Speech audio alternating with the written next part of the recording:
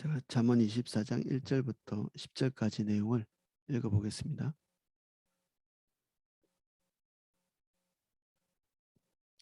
너는 악인의 형통을 부러워하지 말며 그와 함께 있으려고 하지도 말지어다. 그들의 마음은 강포를 품고 그들의 입술은 재앙을 말함이니라. 집은 지혜로 말미암아 건축되고 명철로 말미암아 견고하게 되며 또 방들은 지식으로 말미암아 각종 귀하고 아름다운 보배로 채우게 되느니라. 지혜 있는 자는 강하고 지식 있는 자는 힘을 더하나니 너는 전략으로 싸우라. 승리는 치략이 많음에 있느니라. 지혜는 너무 높아서 미련한 자가 미치지 못할 것이므로 그는 성문에서 입을 열지 못하느니라. 악행하기를 꾀하는 자를 일컬어 사악한 자라 하느니라. 미련한 자의 생각은 죄요 거만한 자는 사람에게 미움을 받느니라. 내가 만일 환난 날에 낙담하면 내 힘이 미약함을 보임이니라. 아멘. 예, 내용을 살펴보겠습니다. 너는 악인의 형통함을 부러워하지 말며 그와 함께 있으려고도 하지도 말지어다. 성경 안에 여러 군데서 악인의 형통을 보고 마음이 상하는 이런 기록들이 있습니다. 하박국이 특별히 그랬고, 그리고 하나님 앞에서 소명을 받은 것 자체를 후회하는 예레미야가 그랬고, 자기 입에서 말이 나갈 때마다 자기는 너무나 이렇게 어려움을 당하고, 그리고 주변에 하나님 뜻대로 살지 못하는 사람은 훨씬 자기보다 형통하고 힘이 있는 이런 것들을 이제 불평 이제 하는, 하나님께 책망을 받기도 하고, 네, 이러죠. 그리고 성경의 시편에 보면 악인의 형통 때문에 마음이 상하는 이런 고백들이 이렇게 있습니다. 우리가 주의 인도를 따라서 간다고 하는데 우리 삶에 고통이 있고, 그리고 주의 인도를 따라가지 않는 사람이 오히려 우리가 볼 때 더 복돼 보이는 그런 길로 가는, 특별히 부와 관련돼 가지고 우리는 주님 앞에서 한번 잘 살아보려고 하는데 우린 부를 축적하지 못하고 있는, 그리고 계속 경제적인 어떤 압박을 경험하게 되는, 악인은 그렇지 않은 것 같은데 우리하고 비교할 수 없는 그 부를 축적하고 있는 경우가 있죠. 주님 사랑하지도 않는데. 그래서 그를 부러워하지도 말고 가까이 하지도 말라. 우리 마음에 그 물질적인 것이 주는 그 혜택을 사모하게 될 수 있는데 그렇게 하지 말아야 될 이유가 2절에 나와 있습니다. 그들의 마음은 강포를 품고 그들의 입술은 재앙을 말함이니라. 그들의 마음이 강포하다. 그러니까 그들이 불을 축적한 방법이 이 강포라는 것입니다. 폭력적인 마음, 다른 사람이 어떻게 되든지 상관없이, 그리고 하나님께서 우리에게 무엇을 말씀하시고 상관없이, 정의로운 것도 상관없이, 그리고 자기의 행동의 그 윤리적인 측면이 어떠한가에 대해서 한번 고찰해 볼 것도 없이 불을 축적하는데 몰입해 있었기 때문에 사람은 자기가 마음먹은 것은 해내거든요. 그래서 어떻게든지 이렇게 불을 소유하겠다고 생각하고 분투하는 그런 사람은 그것을 꼭 이렇게 손에 들게 되더라고요.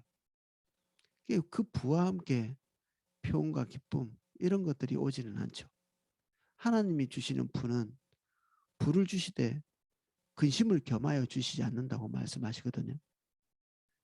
근데 부는 획득했을지 모르겠지만 그 안에 하나님이 주시는 평온이 없는 경우가 있죠. 어쩌면 사개오라는 사람이 그런 케이스일 수도 있습니다. 많은 부를 축적했지만 그 내적으로 하나님이 주시는 평온이 존재하지 않았다. 그래서 그 갈망이 예수 그리스도를 향한 그 목마름으로 이렇게 나타나고 돌무화과 나무에 올라가서 주님을 이렇게 바라보는, 그래서 하나님께서 그를 만나 주시는 그 순간에 그가 가지고 있었던 부가 그의 내적인 평안을 가져다 주지 못한다는 사실을 인지했죠. 사실 우리는 주님을 알기 때문에 우리가 누리고 있는 것들이 굉장히 일상적일 수 있습니다. 여러분들이 누리고 있는 평온, 안식, 그 불안하지 않은 것. 저는 청소년들을 이렇게 좀 만나보고 있는데 그 청소년들도 마음의 내적인 평온이 잘 없습니다. 재미를 추구하고 이럴 때 잠깐 잃어버릴지 모르지만 그냥 이게 삶의 평온이 있는데도 뭐 청소년들이 뭐 그렇게 고민할 게 있겠습니까? 부모들이 다 먹고 살만하고 때로는 높은 지위에 있고, 그런데 아이들이 죽고 싶어 하는, 며칠 전에 같이 상담한 그 중학생 아이도 17살에 죽겠다고 마음의 결정을 했더라고요. 왜 사는지를 잘 모르는 거죠. 우리가 가지고 있는 삶의 만족, 때때로 기쁨, 가족과 누리는 그 만족감, 이런 소소한 것들이, 그리고 우리가 주를 향해 가지고 있는 이 열이, 이런 것들이 은혜입니다. 은혜. 누구나 다 가지고 있지가 아니라 그리스도 바깥에 한 발만 나가면 우리가 가지고 있는 기초적인 것들이 없어서 죽고 싶고 살기 싫은 이런 사람들이 무수히 있는, 아마 불신 세계에 접하고 있는 우리 성도님들이 이런 사실을 더 잘 알 수도 있을 것입니다. 저는 뭐 우리 성도님들보다는 불신 세계에 발을 덜 놓고 있는 편이기도 한데, 저는 굳이 일부러 이제 불신 세계와 연결되려고 어떤 센터 같은 데도 가보고 규칙적으로 그분들을 만나려고 하고 신회도 가고 이렇게 하는데, 그때마다 그들에게서 느끼는 것들은 말로 다 할 수 없는 허무들, 뭐 자신감 넘치는 말을 가끔 할 때도 있지만 두 단계 세 단계만 물어가면 그들의 삶의 의미를 잘 모르는,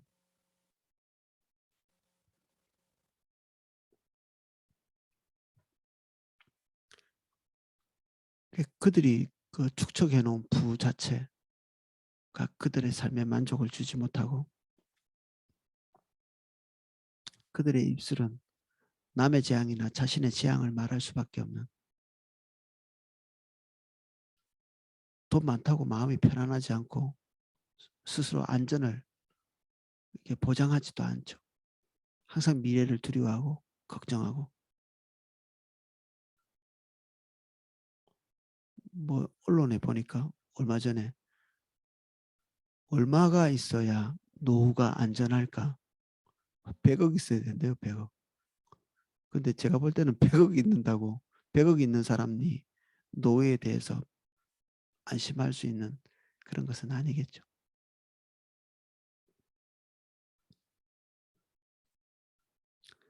집은 지혜로 말미암아 건축되고 명철로 말미암아 견고하게 되며 방들은 지식으로 말미암아 각종 귀하고 아름다운 보배로 채우게 되느니라. 집 그리고 방, 이게 3, 4절에 대비가 되어 있는데, 집은 우리 삶의 외형적인 부분들을 얘기하고 방들은 내적인 부분을 얘기한다고 합니다. 그래서 지혜로 말미암아 건축되고, 이게 뭐 꼭 내적인 의미를 부여하지 않아도 이런 부분들은 뭐 이게 확실한 내용들이죠. 집 짓는 것도 지혜 없이 지을 수는 없잖아요. 집이 기초적인 그 지식 없이 지어서 우리 삼풍백화점 같은 경우에 어처구니 없는 일들이 종종 일어나기도 하잖아요. 화재, 사람이 그 집에서 어떤 생활을 할 건가, 이런 것들을 면밀하게 생각하지 않으면 집을 짓고 나서도 큰 문제죠. 이 지혜가 우리에게 없으니까 사실 돈을 많이 주고 이 설계를 의뢰하는 거잖아요. 이런 지혜를 갖추고 있는 사람에게 우리가 돈을 지불하고 그 돈이 결코 적지 않거든요. 건축비에 거의 뭐 10분의 1 정도 들어갈 수도 있습니다. 가시적으로 이 못 하나 박지 않는데도 그 계획만 가지고도 이 정도죠. 미국의 엠파이어 빌딩이 100층짜리 그 일정 기간 동안에 세계에서 가장 높은 빌딩이었다고 하는데 짓는 데는 얼마 걸리지 않았는데 이것을 계획하고 설계하는 데는 무려 4년이 걸렸다고 합니다. 4년. 계획과 지혜가 서고 나면 나머지 것들은 쉬운 일이죠. 덮어놓고 달려가다가 중단하고 계획성 없이 집을 짓다가 멈추는, 우리 세종시에도 집을 짓다 만 것들이 수년간 방치되어 뭐 유령 나오는 그런 귀신집처럼 이래돼 있는 아파트가 있었거든요. 지금은 이제 다시 개축을 시작하고 있는데 지혜가 없는 거죠. 이 눈에 보이는 가시적인 집도 우리의 삶 전체가 이 지혜로 말미암아서 건축되고 명철로 말미암아 견고하게 된다. 생각하지 않고 그리고 명철이 없으면 우리의 삶 전반이 든든하게 서지 못하죠. 돈 많다고 견고히 서지 않죠. 벼락부자 된 사람이 견고한 삶을 살지 못하잖아요. 지혜와 지각은 주님 경외하는 데서부터 나온다고 성경에 분명히 증언하고 있습니다. 주님하고 우리와의 관계가 절제를 만들고 그리고 우리의 마음대로 살지 않도록 제동을 걸고 그렇게 하죠. 청년들이 주님과 관계를 뜨겁게 하는 것 같은데 청년들의 치명적인 문제 중에 하나가 하나님과의 개인적인 관계 안에서 주님께서 뭔가를 말씀하실 때 그것을 소중히 여기지 않는 경우가 있습니다. 하나님의 음성을 듣는 것은 듣는 건데 그 다음에 제멋대로 하는 거죠. 육신의 소욕대로. 가장 큰 유혹이 육신적인 것이죠. 청년들은. 나이가 들어가면서 어, 돈으로 변하기도 하고 명예로 변하기도 하고 그렇습니다. 근데 그냥 막무가내로 행동하는 그런 경향성이 이 지혜를 따르지 않기 때문에 사실 지혜가 우리에게 지혜되기 위해서는 그 지혜를 소중히 여겨야 되죠. 하나님께서 우리에게 주시는 말씀을 소중히 여겨야 된다는 말입니다. 지혜가 있으나 마나죠. 우리에게 하나님의 말씀이 선포되나 마나합니다. 소중히 여기지 않으면. 그래서 경외라는 것이 대단히 중요한 요소이죠. 하나님의 말씀을 소중히 여기고 그러려면 그 말씀을 하시는 하나님 그분을 우리가 경외하고 두려워하고 귀히 여기고 이런 전제가 필요합니다. 주님이 여러분에게 어떤 분이신가요? 주님을 만나 뵙지 않았는데 하나님을 경외할 수 있는 가능성은 없습니다. 주님이 어떤 분인지 알아야 하나님을 경외할 수 있습니다.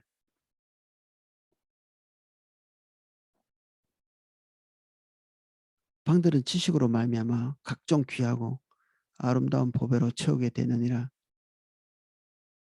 지식, 수평적인 거죠. 양적인 것이고 세상을 살아가는 정보라고도 볼 수 있고 이 지식들이 우리 양쪽으로 이렇게 갖추어지면서 수직적인 그 지혜가 생깁니다.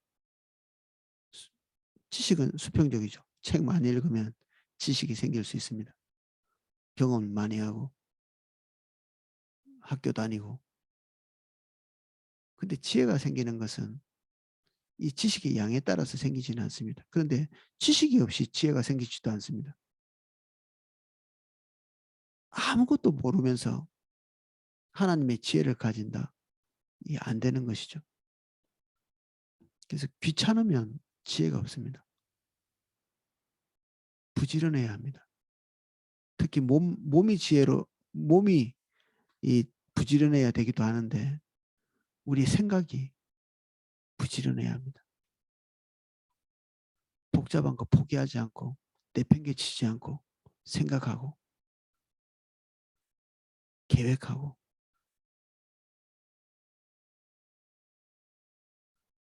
그리고 새로운 것을 배우기를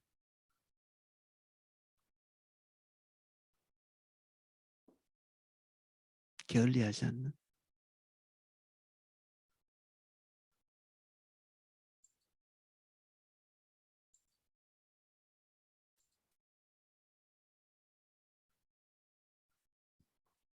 너는 전략으로 싸우라 승리는 지략에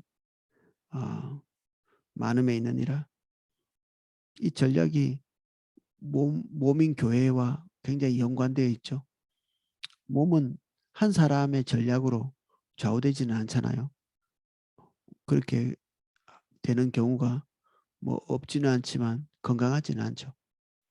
하나님의 모든 생각들을 몸 전체가 분별해서 하나님의 완전한 지혜가 교회를 이끌어 가도록 그러려면 우리 구성원 한 사람 한 사람이 하나님의 인도를 따라가는데 익숙하고 습성화되어 있어야 합니다. 우리 한 사람 한 사람이 주의 말씀을 무시하고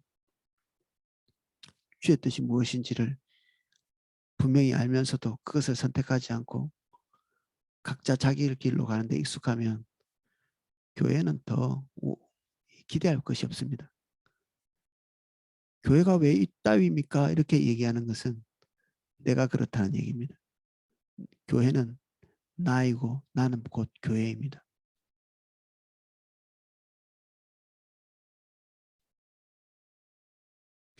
자책이 먼저죠. 항상.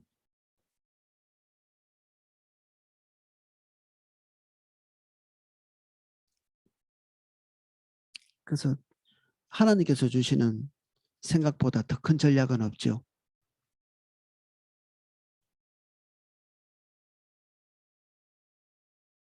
그리고 우리 한 사람의 머릿속에 나오는 전략 이것은 한계가 있습니다. 우리는 하나는 잘 보고 나머지는 장님입니다.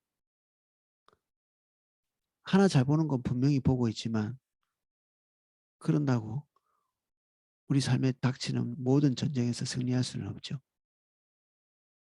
전쟁이라는 표현을 이렇게 쓰고 싸움이라는 표현을 쓰는 것은 결코 만만하지 않은 것이다. 삶 자체가 뭐든지 하나하나가 싸움처럼 치면 모든 것을 다 빼앗기는 것입니다. 영적으로도 그렇고 경제적으로도 그렇지 않나요? 사단과 우리 사이에 협상이라는 것이 존재하지 않습니다.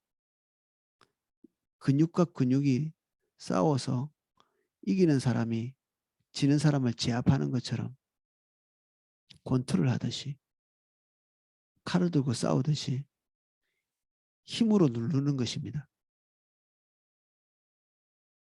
어둠의 세력과 우리는 맞대항하는 관계입니다. 적절히 50대 50 절대 안 됩니다. 그건 이미 진 거나 마찬가지입니다. 세상의 전쟁은 뭐 제네바 협정도 있고 우리 병원서는 공격하지 말자. 포로는 잘 돌려주자. 민간인은 학살하지 말자. 이런 약속이 있지만 가장 치졸한 적과 우리는 싸우고 있거든요. 사단입니다. 윤리나 도덕성이 없는 법칙 따위는 존재하지 않는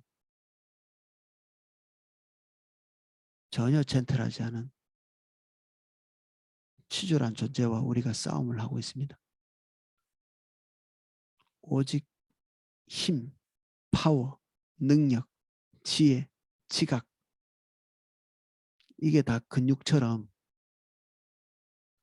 사단과 싸우는 무기입니다. 이기려고 해야 합니다. 강해지셔야 되고 스스로 약하면 안 되고 하나님 앞에서 겸비해야 되고 주님께 착 달라붙어 있어야 됩니다. 사단이 그렇게 만만하지 않습니다. 사람을 다루는데 능숙하고 경험이 많습니다. 우리가 가지고 있는 지각 따위를 무서워하는 그런 존재가 아닙니다.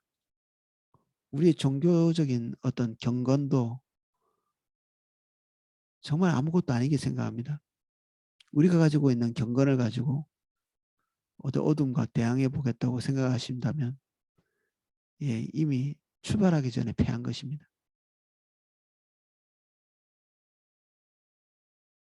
사단은 기도할 때만 뜬다고 합니다. 우리의 기도의 분량이 경건을 만들어서 사단을 이기는 것이 아니고 기도는 주님과의 소통, 인격적인 관계, 주님으로 하여금 일하시게 하는 것. 그것 때문에 사단이 두려웠다는 것이죠.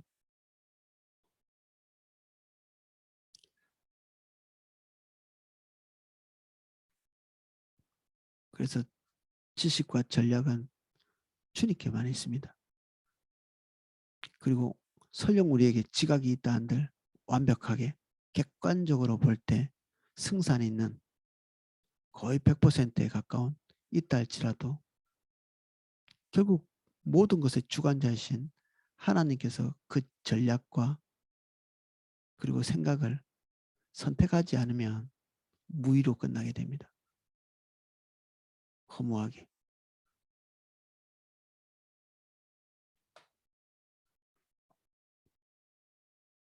지혜는 너무 높아서 미련한 자가 미치지 못할 것이므로 그는 성문에서 입을 열지 못하느니라. 지혜가 없으면 공직에 나가지 못합니다.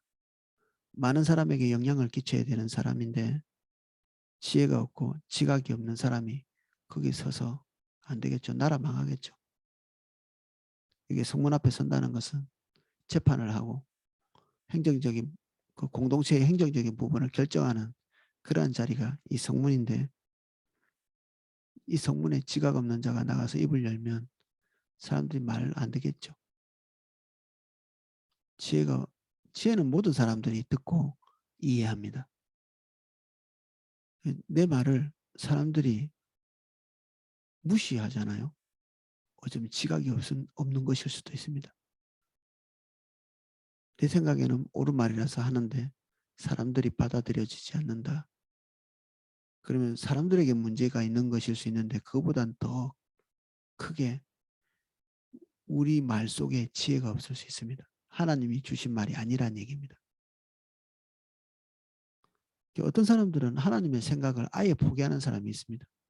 몰라요 이렇게 하는 거지 몰라요. 칸트라는 사람이 특별히 이런 생각들을 가지고 있었어요.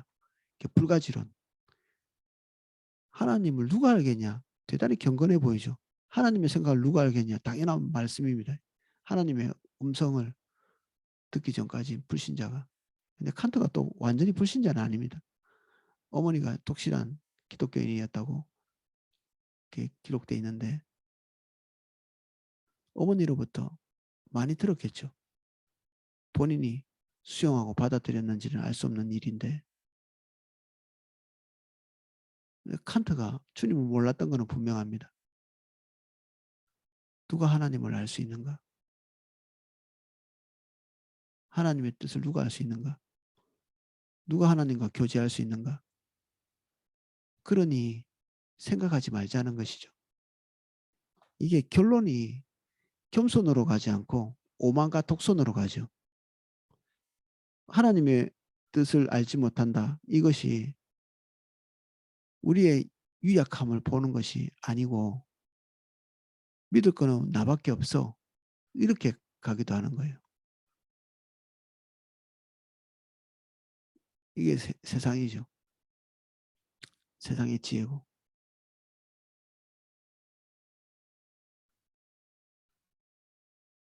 하나님의 생각을 포기하면 안 됩니다. 당연히 우리는 하나님의 생각을 알지 못합니다. 근데 그분의 신실하심을 우리가 믿기 때문에 주님께 나가는 것입니다. 그분이 당신 자녀에게 하나님의 행할 것을 알리기 전에는 움직이지 않는다고 성경에 말씀하고 계시잖아요. 우리는 하나님께서 우리에게 말씀하시는 것들을 알 수 있습니다.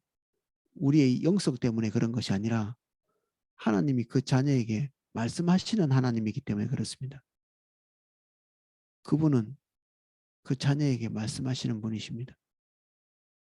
그리고 우리는 그의 양이기 때문에 그 음성을 듣고 알게 되어 있습니다. 이거는 유능함에 달려 있지 않고 관계에 달려 있습니다. 하나님과 내가 어떤 관계에 있는가?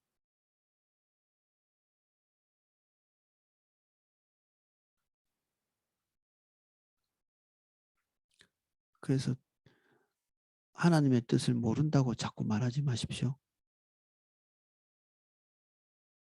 왜 하나님의 백성이 하나님의 말씀을 모릅니까?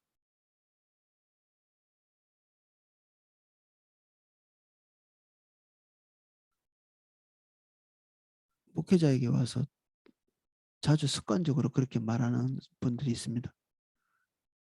목사님처럼 예민하지 않아서 모른다고. 목사는 예민해서 합니까? 목사도 하나님의 자녀니까 아는 거지. 모든 사람이 하나님의 자녀이기 때문에 하나님의 음성을 듣습니다. 모르는 척 하는 거겠죠. 모르는 척 하는 겁니다. 이미 하나님의 뜻과 의도는 알고 있지만 모르는 척 하는 게 편하죠. 사악하다는 말도 안 들을 거고 몰라서 못하는 걸 누가 뭐라고 하겠습니까? 그런데 제가 발견한 것은 대체로는 그냥 모르는 척 하시는 겁니다. 다 알면서.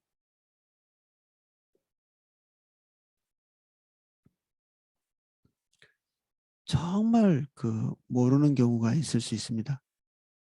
근데 주님과의 관계가 서 있잖아요. 별달리 문제가 되지 않습니다. 그 사람은 하나님께서 알든 모르든 하나님의 길로 인도하십니다. 기묘하게 실수할 만한 것인데도 하나님께서 막으시면서 걸어갈 수 있도록 하십니다.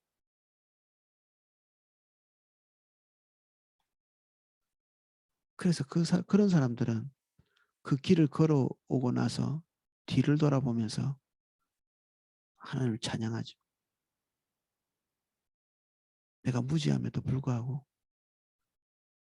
하나님께서 나를 인도하셨구나. 그런 고백을 하게 됩니다.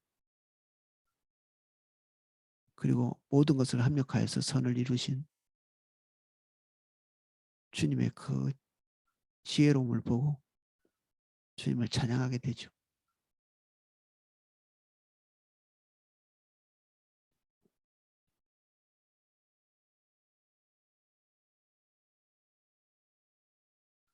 악을 꾀하기를 악행하기를 꾀하는 자를 일컬어 사악한 자라 하느니라. 악한 행동을 하겠다고 결정하고 있는 마음에 벼르고 있는 경우가 있습니다. 용서하지 못하는 사람은 다 이런 사람입니다. 다른 사람이 나에게 끼친 불이익에 대해서 계속 생각하고 있는, 털어내지 못하는, 언젠가는 되갚아 주리라.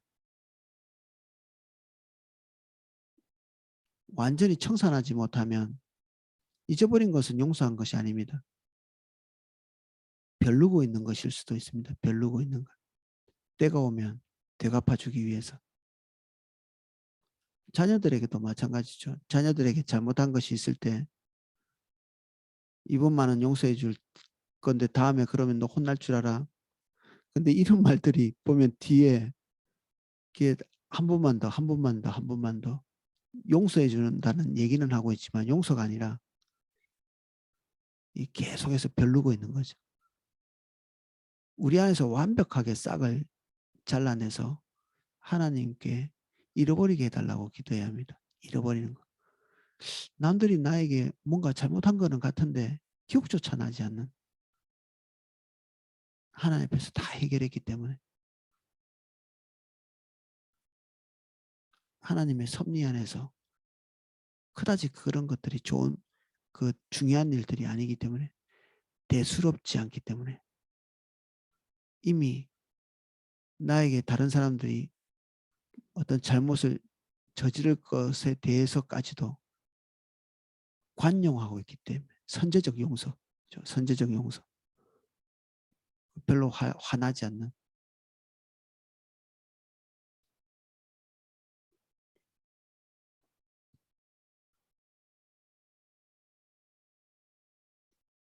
미련한 자의 생각은 죄요.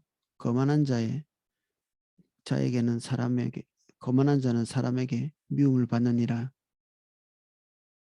하나님 중심 안에 있을 때 사람들이 그 사람을 싫어하지 않습니다.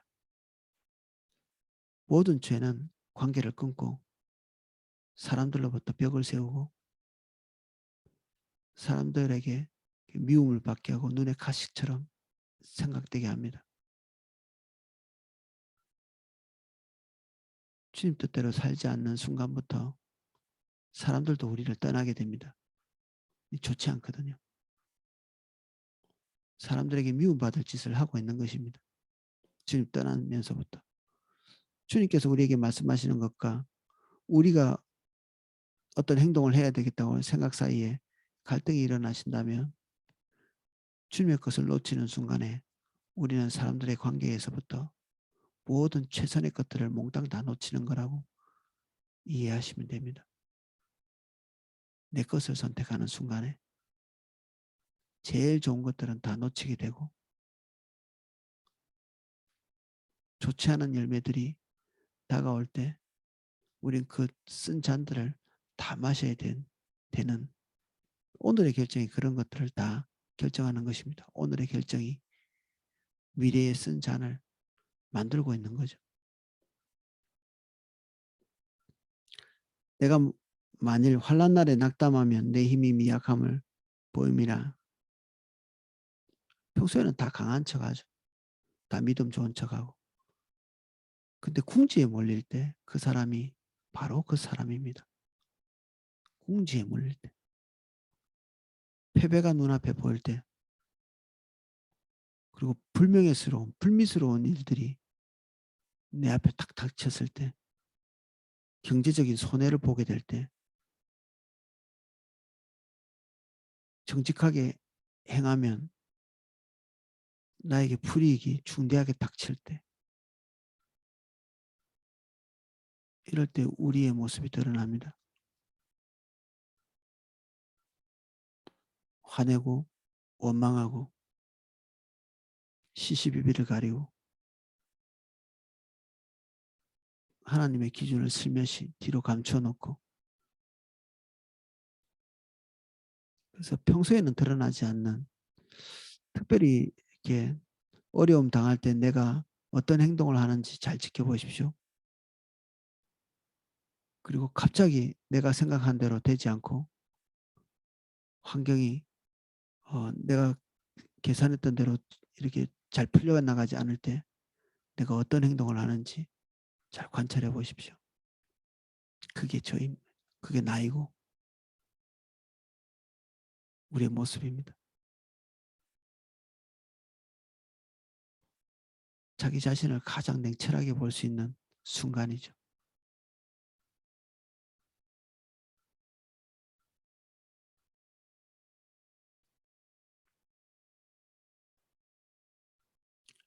우리의 생각으로는 아무것도 우리의 삶에 온전한 것을 만들어낼 수는 없습니다. 주님 뜻이 지혜입니다. 그리고 그 지혜를 알기를 포기해서는 안 됩니다. 부지런해야 합니다. 몸도 부지런해야 하지만 생각이 부지런해야 합니다. 주님 뜻을 아는데 자포자기해서는 안 되고요. 고정관념에 매이는 것은 게으른 것입니다. 오늘 주님께서 우리에게 말씀하시는 것을 배우려고 하지 않는 것, 내가 지금까지 쭉 쌓아왔던 개인적인 경험대로 그대로 살려고 하는 것, 게으른 것입니다. 그냥 그 자리에 눌러 앉고자 하는 생각, 게으른 것입니다. 집을 제대로 세울 수가 없습니다. 하나님의 영광스러운 것을 보지 못합니다. 우리 마음에 주님이 주시는 유쾌함을 잃어버릴 가능성이 많습니다. 그러면 하나님의 즐거움, 기쁨은 포기해야 합니다. 그러면 그 자리를 무엇이 대체하느냐 하면 세속이 주는 즐거움. 그게 우리를 이게 바꾸는 거죠. 질 높은 기쁨을 잃어버리고 나면 점점 더 낮은 것에서 우리의 만족감을 찾아야 합니다. 그리스도인으로서는 굉장히 슬픈 일이죠. 안 좋은 일입니다. 주님과 우리 개인적으로 누리는 관계들은 우리가 세속에서 누리고 있는 그 모든 것을 포함합니다. 그것들 배제하는 것이 아니라 빵 한 조각을 먹으면서도 그 빵의 맛의 그 고소함과 그것이 주는 그 포만감과 만족감을 누릴 수 있게 하시는 것이 하나님이십니다. 사과 한 쪽을 먹어도 주님 밖에 있잖아요. 그 빵이 나에게 기쁨을 주지 않습니다. 그 사과가 내 영혼의 즐거움으로 다가오지 않습니다. 감사로 다가오지 않습니다. 우리의 삶이 아무리 윤택한들 육선이 집에 가득하다 한들 그것이 생의 기쁨으로 다가오지 않습니다. 감사로 다가오지 않죠. 화나죠. 왜 더 맛있는 것이 없고 왜 더 즐거운 것이 없고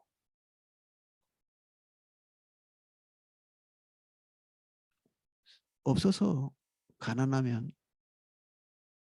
분투라도 할 텐데 돈을 더 벌어야지 이런 목표라도 있거든요. 물론 이게 올바른 것은 아니지만 돈이 있고 먹을 것이 있고 사람들은 많은데 만족감이 없다. 사람은 너무너무 많아서 친구는 너무너무 많아서 만날 사람은 많은데 고독하기 그지없는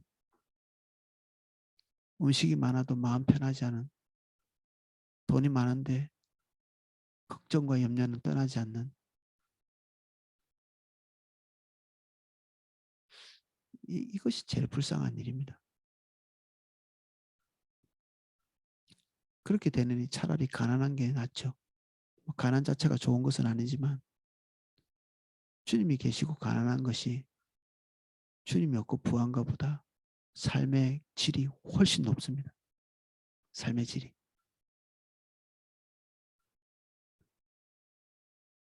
적은 것에도 우리 마음이 더할 나위 없는 만족을 누릴 수 있습니다. 오늘 여러 가지 말씀들을 이렇게 산만하게 좀 나눴는데 하나님께서 우리에게 모든 것을 주실 수 있는 분이십니다. 우리의 사사로운 생각들 내리고 주님 것을 선택하는 저와 여러분 되시기를 축복합니다. 기도하겠습니다.